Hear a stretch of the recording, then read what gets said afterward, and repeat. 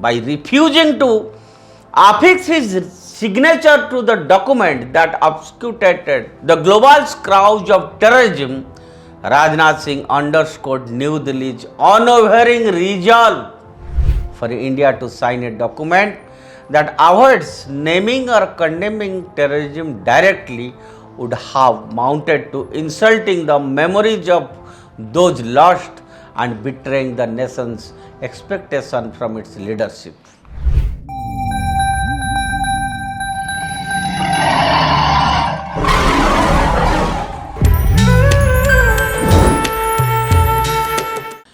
Friends, terrorism is not up for compromise.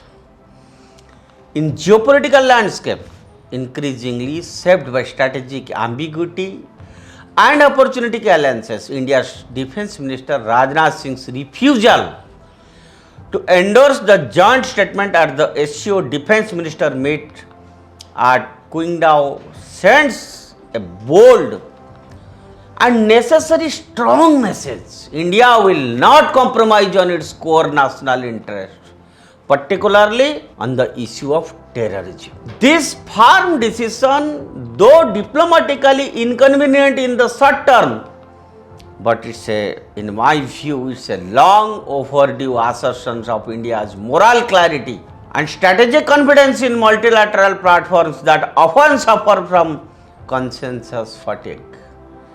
According to credible sources, the draft joint communique prepared by the host nation China with tacit support from Pakistan made conspicuous attempts to water down references to terrorism, a subject that India considers non-negotiable. By refusing to affix his signature to the document that obfuscated the global scourge of terrorism, Rajnath Singh underscored New Delhi's unwavering resolve to not allow terrorism to be brushed under the carpet for the sake of artificial unity. What makes this move particularly commendable is the context. Friends, the Shanghai Cooperation Organization SCO, while outwardly claiming to promote regional security and cooperation, is increasingly becoming a platform where China and Pakistan try to push their narratives while tactically isolating India's security concerns. So, by resisting the diluted statement, Rajnath Singh did not just veto a piece of diplomatic text.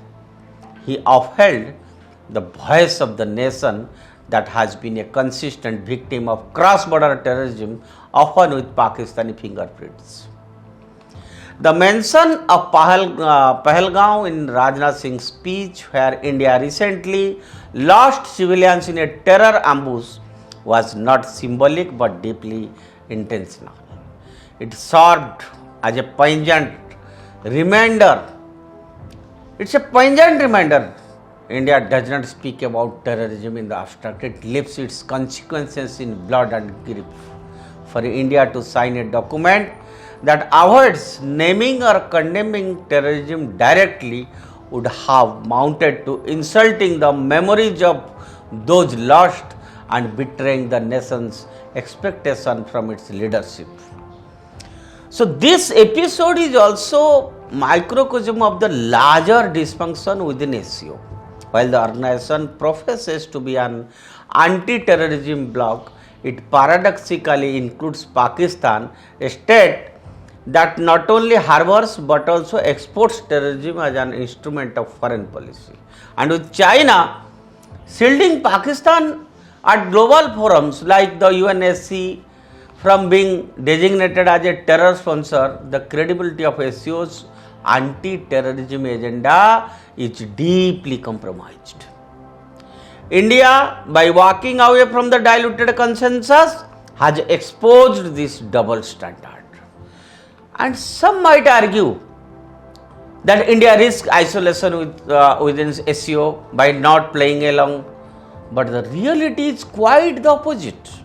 New Delhi's firm stance enhances its image as a principled actor on the world stage, unlike those peddled ambiguity to preserve fragile alliances. Moreover, it puts pressure on ASEAN members to re-examine their own complacency on issues of terror and extremism. With the global order gradually shifting towards multipolarity, such moments of moral clarity matter. Rajnath Singh's refusal to sign also dovetails with India's recent foreign policy trajectory, assertive, self-confident and guided by national interest.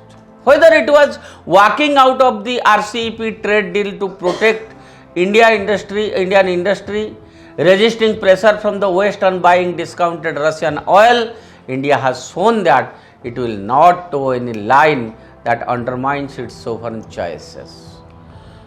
The Qingdao episode is a continuation of that doctrine. And in conclusion, India's stand at the SCO meet is not just about one document or one meeting. It is about setting the tone for future engagements, making it clear that multilateralism should not become an excuse for moral ambiguity. By refusing to compromise on terrorism, India has raised the bar for meaningful diplomacy where truth is not sacrificed at the altar of consensus. That's all for today. Stay tuned with Uday India and subscribe to Uday India. Thank you.